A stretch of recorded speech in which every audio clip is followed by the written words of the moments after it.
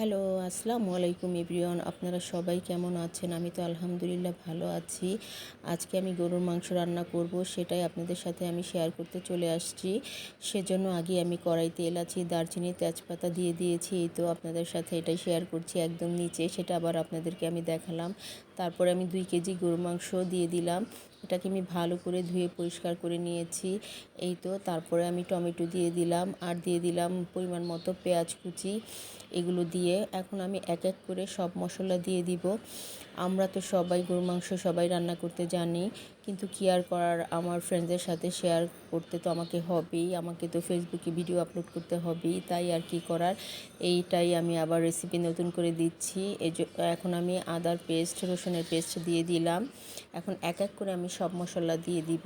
এই যে ধনিয়ার গুঁড়ো দিয়ে দিলাম, হলুদের গুঁড়ো দিয়ে দিলাম, এখন দিয়ে দিব বেশি করে মরিচের গুঁড়ো। আজকে আমি গরু মাংসটা রান্না করব হচ্ছে, সবাই রান্না করছে গোল গোল লাল ছোলার ছোট ছোট আলু, সেই আলুটা দিয়েই আমি গরু মাংস রান্না করব। এখন এটাকে আমি ভালো করে হাতে মাখাবো। দিয়ে দিলাম পরিমাণ মতো লবণ, আর এখন পরিমাণ মতো আমি তেল দিয়ে দিব। আলুটা দিব দেখি আমি, মানে গরুর মাংসটা আজকে ভুনা করব না, আজকে আলুটা দিয়ে রান্না করব। সেজন্য আমি অন্যান্য মশলা দিলাম না, যেমন টক দই দিয়ে আমি জয়ফল জয়ত্রী দিয়ে, ওগুলো আজকে আর আমি দিলাম না, স্কিপ করলাম। এই তো এখন পরিমাণ মতো তেল দিয়ে দিলাম, আর তার আগে আমি দিয়ে দিয়েছিলাম জিরার গুঁড়ো। এই তো এখন আমি এগুলো দিয়ে ভালো করে হাতে মেখে এটাকে রান্না করব। আসলে হাতে মাখার উপরেই হচ্ছে গরুর মাংসটা কতটুকু মজা হবে সেটা নির্ভর করবে। যেহেতু আমি আজকে হাতে মাখিয়ে রান্না করছি, আর আমি গোল গোল আলুটা হচ্ছে ছেলার চেষ্টা করেছিলাম, যতটুকু ছুলতে পেরেছি ততটুকু আমি আগেই হচ্ছে মাংসতে দিয়ে দিয়েছি।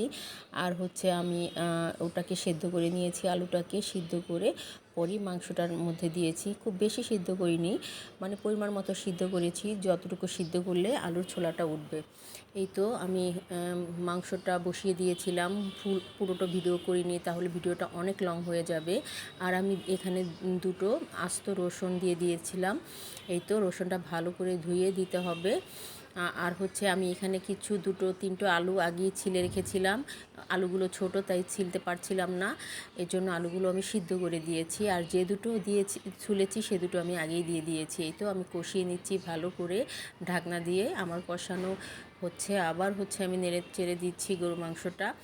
এই তো এখন আবার ঢাকনা দিয়ে দিলাম। এখন এই তো আমি বললামই তো, আলুটা আমি স্কিপ করেছি যখন দিয়েছি, এত ভিডিওটা বড় করব না, সেজন্যই আলুটা আর দেওয়ার ভিডিওটা তুললাম না। এই তো আমার গরুর মাংসটা কেমন হয়েছে অবশ্যই জানাবেন। আর ওই যে বললাম সবাই এখন গোল গোল ছোট ছোট আলু দিয়ে রান্না করে, তাই আমারও খুব ইচ্ছে হলো যে আমি এই আলু দিয়ে রান্না করি। এই তো আমার আলুগুলো আপনাদেরকে আমি উঠিয়ে দেখালাম। আর আজকের ভিডিওটা কিন্তু আমি করিনি, ভিডিওটা একটু ভালো হয়নি। ভালো থাকবেন সবাই, আল্লাহ হাফেজ।